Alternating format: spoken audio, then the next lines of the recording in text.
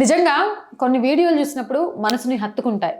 అరే ఇలాంటి దృక్పథం జనాల్లో రావాలి, పొరపాటున జరిగే వాటికి పెద్ద ఇష్యూస్ చేయకూడదు, ఒకరికొకరు సహాయం చేసుకునే విధంగా ఉండాలి. ఇవి ఆదర్శమైన వీడియోలు. నిజంగా ఇన్ఫ్లుయెన్సర్స్ కానీ లేకపోతే సోషల్ మీడియాలో కానీ ఇలాంటి వీడియోలు అవసరం చాలా ఉంది. పార్క్ దగ్గర పార్క్ చేసింది ఒక కారు, అటు నుంచి వస్తున్న ఒక వృద్ధుడు చూసుకోకుండా తన వెహికల్ తోటి కార్ని ఢీ కొట్టిండు. కొంత స్క్రాచ్ అయింది, అంటే గీతలు పడ్డాయి. నార్మల్ గా అయితే ఏం చేస్తారు, అటు ఇటు చూసి మనల్ని ఎవడైనా చూసిండా అని చూసి చూడలేదనుకుంటే పారిపోతాడు. కానీ ఆ వృద్ధుడు అట్లా చేయలే. ఆయన ఓనర్ రాగానే తన చేతిలో కొన్ని డబ్బులు పట్టుకొని ఆ డబ్బులు అతనికి ఇస్తూ, తప్పు జరిగింది నా వల్ల, నా దగ్గర ఉన్న పైసలు ఇవి నేను సేవింగ్ చేసుకున్న డబ్బులు, ఇంతకంటే ఎక్కువ నేను ఇచ్చుకోలేను, ప్లీజ్ ఈ డబ్బులు తీసుకోండి, నా వల్ల తప్పు జరిగింది అని చెప్పిండట.